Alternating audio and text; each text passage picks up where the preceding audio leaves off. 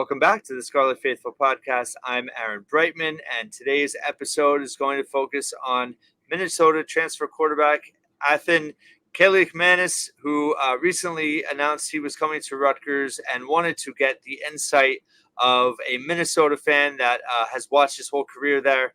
And welcoming back Dan from Gopher Insight, who we had last year when Kirk Ciarrocca was hired by Rutgers, and he gave great insight there. I wanted to have him back. Dan, thanks so much for being here.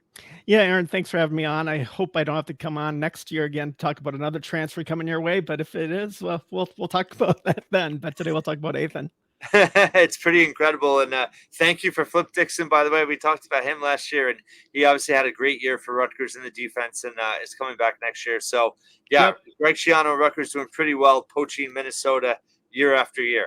And the fans here in Minnesota refer to Rutgers fondly as Minnesota East, so we're big fans. We were watching the bowl game, and when we get a chance, we tune in and watch how the Curtis Dunlaps and Joe Harry-Zimiaks of the world are doing. So you got a few connections with us.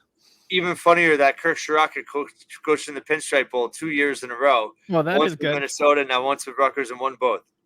That's good. So, wanted to get your just general thoughts to start on Athan Kaliakmanis in terms of his career at Minnesota. Obviously, this past season, he was the full-time starter, and just your general thoughts on how he did and your assessment of him as a quarterback. Yeah, I think to talk about Athan, to start the story, we really have to go back to his high school years. When Minnesota was recruiting him, they were high on him, and so high on him that, it was kind of a package deal to bring Athan and Dino both on scholarship to Minnesota. But then also it was either the year after or the year just before we also agreed to not take a quarterback. So it was all hands in on Athan at that point. And then, of course, since PJ's been here, Tanner Morgan has been the quarterback. So it was a decision around the year when Tanner decided to come back for that additional year. Athan was number 3 in the depth chart at that point, or maybe number 4. And the number 2 quarterback, and Zach Yannick at the time, transferred out. And so did the other option at that point, Jacob Clark. So the staff was big on Athan. They were deciding that he was, anointed the number 2 at that point, that he'd take over for Tanner. And last year, as Tanner was wrapping up, his career at Minnesota, due to injury, Athan had gotten his chances and performed well. His first game, unfortunately, it was against Illinois, and the loss came in through a couple interceptions. First real opportunity there in a big game, other than some couple completions against Western Illinois earlier in the year. And then his first start was at Penn State. And what was interesting about that is he didn't perform great, but it didn't seem like the stage was too big. So showing up at a whiteout, the kid has confidence to perform. We didn't win the game. He did okay. The stats weren't great, but as the year progressed, you'll see his performance got better and better. And under Ciarrocca, it seemed to work out pretty well. But the bottom line, I guess, just to set the stage, was Minnesota was very high on him. We haven't had a quarterback drafted since the 1960s. And our talk earlier this year was that Athan might be that first one to break it, where, he might have an NFL pedigree looking forward. And those are great points. And I know, that I've watched that Wisconsin game from 2 years ago when he really excelled in that win at Madison. Threw for 300 yards, 2 touchdowns. It's almost 70% completion percentage. He also seemed like he was a little bit more mobile in the sense of how he was used as a runner under Ciarrocca than this past year. I guess, what is your thoughts on the differences between 22 under Ciarrocca this past year, and maybe what didn't go as well, and why his tenure kind of ended? Yeah, I think the biggest difference there is this year he was, they switched offenses. Ciarrocca left, and we brought in Greg Harbaugh as as offensive coordinator, who called most of the plays. But they also went under center more often with Athan this year than what they did last year. So more play action, and it got Athan on the move on rollouts and things like that. I think the offense that he played under, he performed better under Ciarrocca. You watched the Wisconsin game as much as I did from the prior years, and we had, of course, the key piece of the offense at that point was we were Mo Ibrahim offense. We had the running back, just like you guys do now with I can't pronounce it, but yeah. Guy.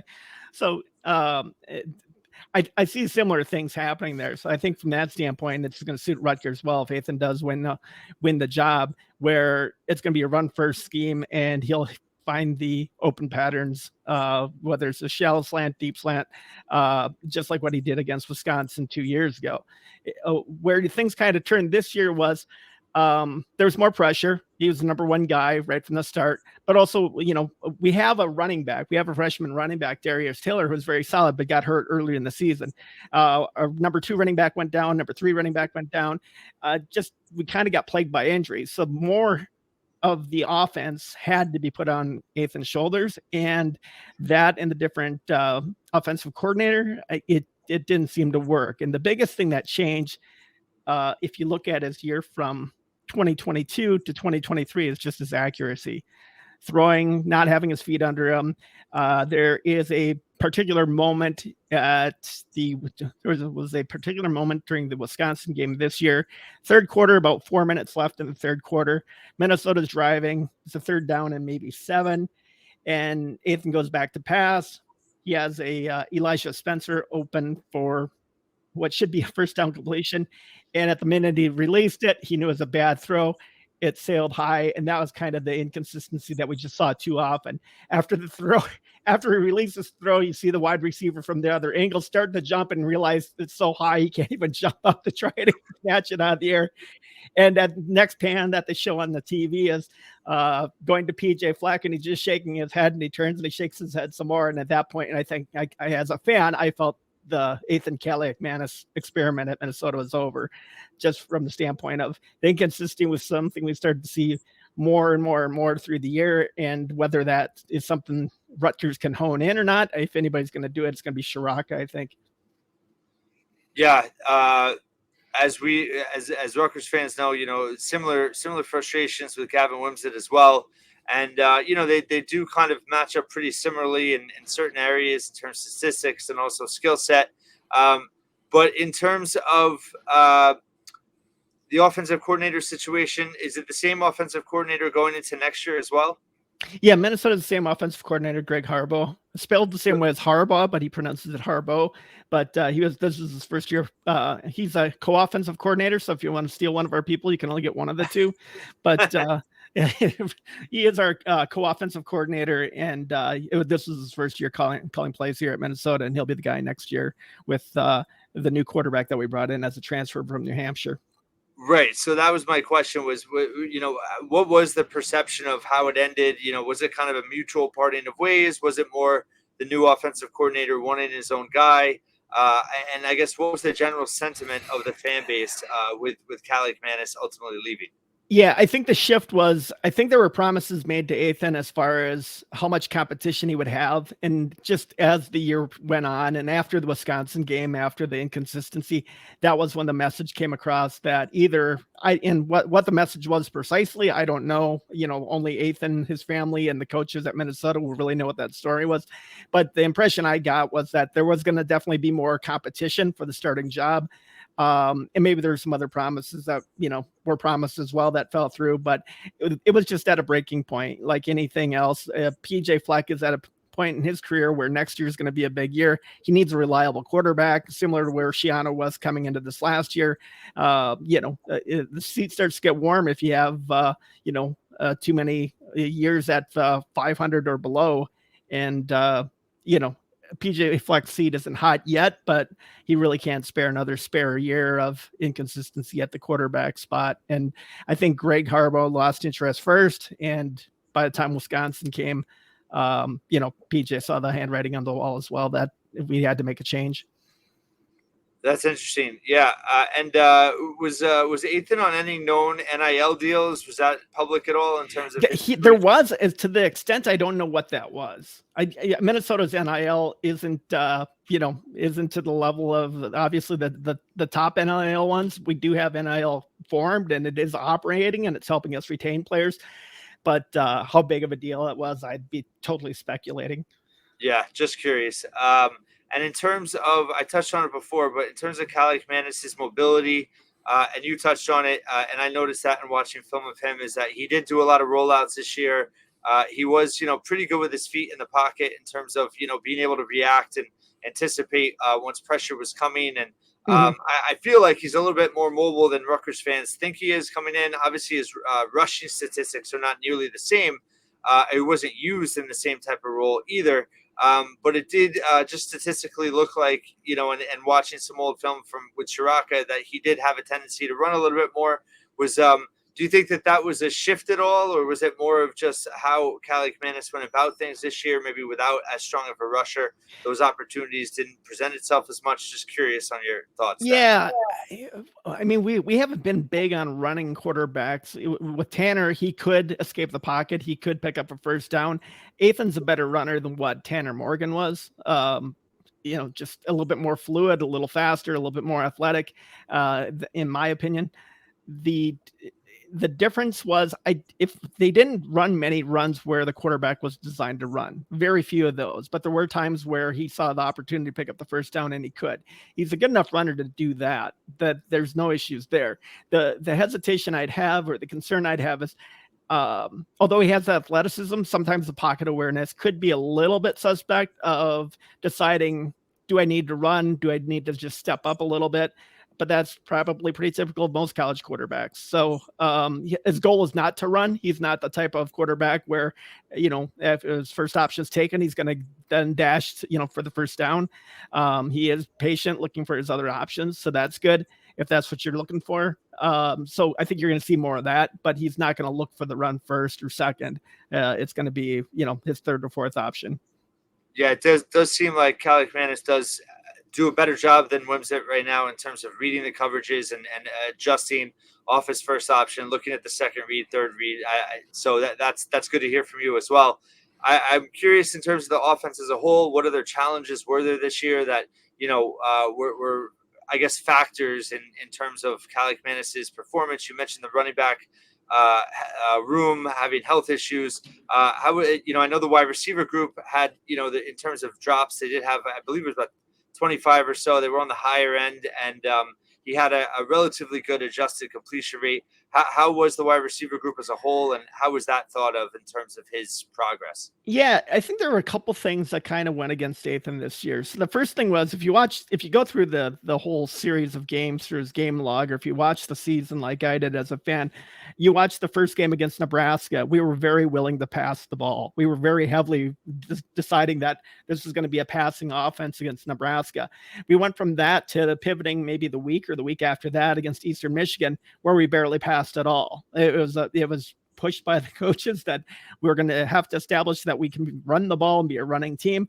So that was the emphasis the week after that. And from there, our identity kind of shifted back and forth a little bit. But what started to happen is wide receiver drops, some of that based on the wide receivers, or the tight end had an unfortunate year of dropping far more passes than what he probably wanted to.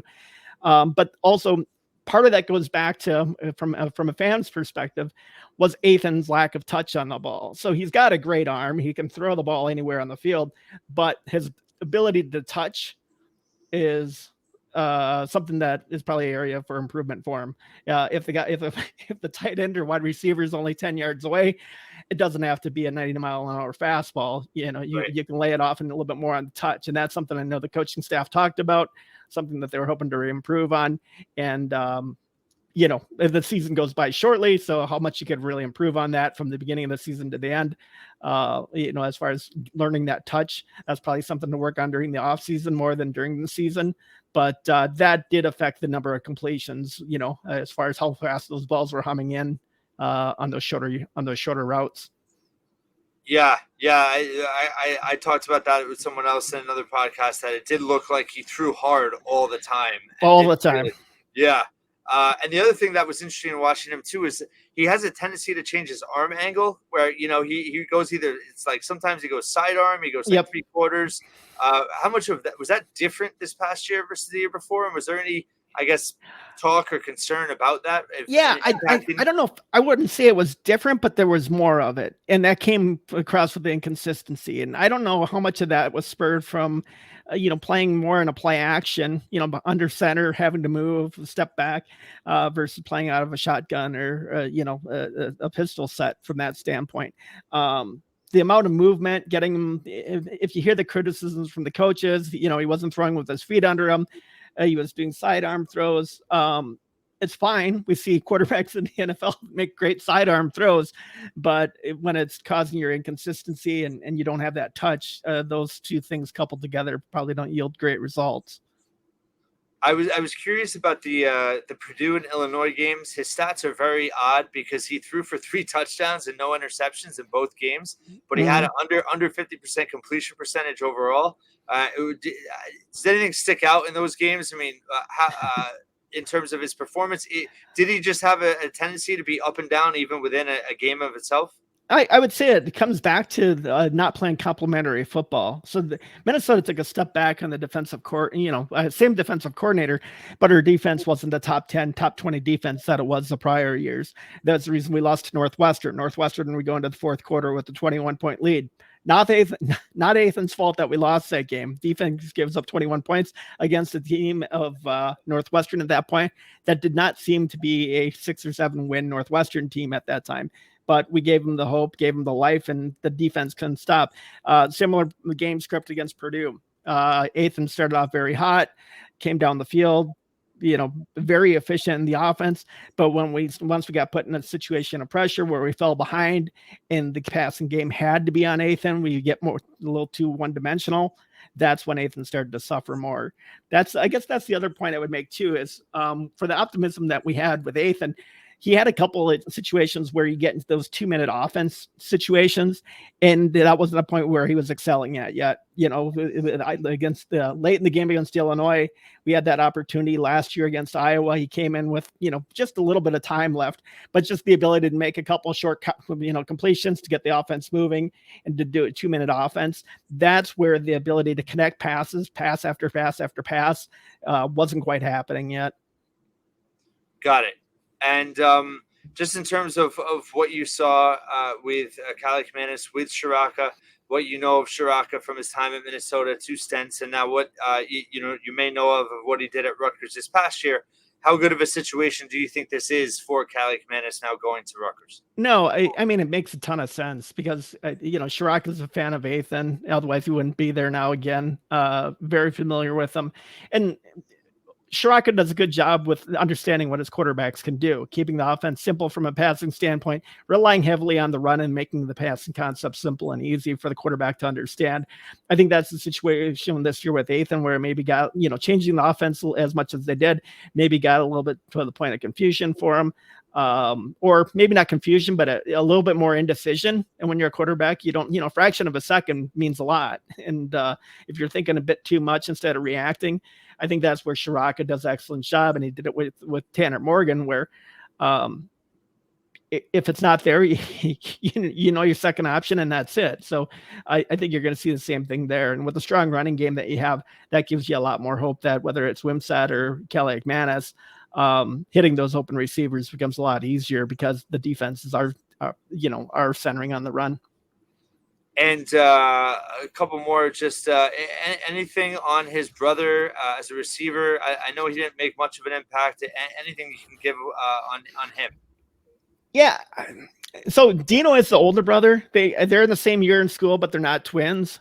But he never hit the field here. So from a special team standpoint, he wasn't. I think that's just, the brother wanting to play with a brother. And I don't think I would be surprised if you're going to see much from him on the field as far as a contribution. If you're looking for wide receiver help, you probably want to keep looking in the portal for other options there. I could be wrong, still early in his career, so who knows, but he was not on the top 5 or 6 on the depth chart at Minnesota yet. Was he on scholarship or was he a walk-on? He was on scholarship. Yeah, they both were given scholarships out of high school. And that's the other thing, too, that was interesting is Athan, although he's going into his junior year, you could still consider him somewhat of a young quarterback from the standpoint of when he was a senior in high school in Illinois, that was during COVID. So they didn't have the fall season. I think they had an abbreviated spring season, but his season was very short. So he almost went from playing junior to then, playing a partial year as a senior, then 2 years a backup. So from a career standpoint, numbers of game played, he's still probably on the lighter end of what most quarterbacks in their junior year in a Big Ten school are at. So, this isn't a situation where you've got a senior quarterback playing his final, redshirt year or sixth year due to a COVID year where you already know what their ceiling is. Athan's ceiling is still to be determined, and he's got time to, time to realize that yet. Yeah, that's an excellent point in terms of his development. I think, Wimsatt had some similar kind of development issues in terms of not having, even though he's been at Rutgers for 3 years now, that first year he was actually a high school senior. So I think it's going to be very interesting to see how the competition elevates both of those quarterbacks and how they handle the situation and obviously make spring camp pretty compelling. Last question for you, just in terms of Rutgers does play Minnesota next year. It's in Piscataway. Mm-hmm. Any thoughts there, and just, I guess, Minnesota's outlook for next season as a whole, now that the divisions are gone? And I haven't looked at all of Minnesota's schedule, but, what are, I guess, the early expectations for Minnesota? Yeah, no, so Minnesota's got a pretty tough schedule. They had a really tough one this year, and they do again next year. I think we draw both Ohio State and Michigan. We have USC and UCLA. So, we're getting a little bit of that pendulum swing the other way, where you guys aren't getting the Ohio State and Michigan, but we are for the second year in a row. So from a schedule standpoint, I was just doing a review of that myself, kind of figuring out what what's our likelihood, and as far as the over and under. And if we go 6-6, our non-conference, we have the two, lower level non-conference teams, I think a MAC school and maybe a FCS, but then we also have North Carolina for the second year this year at home. So depending on what their quarterback situation is, it won't be Drake May again. So we're a bit fortunate there. But, that might be a 50-50 game at best, playing North Carolina at home. And then you look at our conference schedule, we're maybe over under 3.5 for wins as we look at it right now, depending on how these teams shake out. Who does USC have at quarterback? I thought that might be a more likely win until I watched Miller Moss tear apart, go crazy in the bowl game with 6 touchdowns. It's like, okay, maybe USC won't be a very easy game, even though it's at home. So instead of maybe a 50-50 chance, maybe that's a 25-75 chance to win that game. So, it might be a very good year just getting to a 6-6 next year. It's a long ways away, though. There'll be players portaling in, portaling out, and we'll see where it goes from there. But I think where we're at from a fan standpoint, we've got a quarterback now that's proven, comes from FCS, and he was a highly rated transfer portal guy. So we'll see where Brosmer takes us next year. And I lied. Last question, actually. How's Minnesota done, like, portal-wise, in terms of retention of their players so far? Retention's been good. Yeah, we lost Athan, which seemed, mutual, or maybe not quite mutual, but not unexpected, from that standpoint. And then the other players that we did lose were more players looking for opportunity. They were further down the depth chart. So we haven't lost that Bucky Irving that we did a couple of years ago, who went out to Oregon and has been tearing it up the last 2 years and is NFL bound.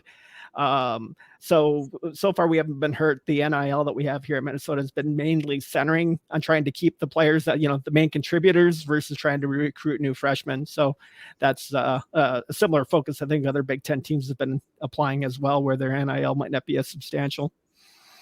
Yeah, Rutgers, same thing. And Dan, once again, really appreciate all your insight. And people can find you where is that at Gopher Insight on Twitter? Yep, at Gopher Insight on Twitter.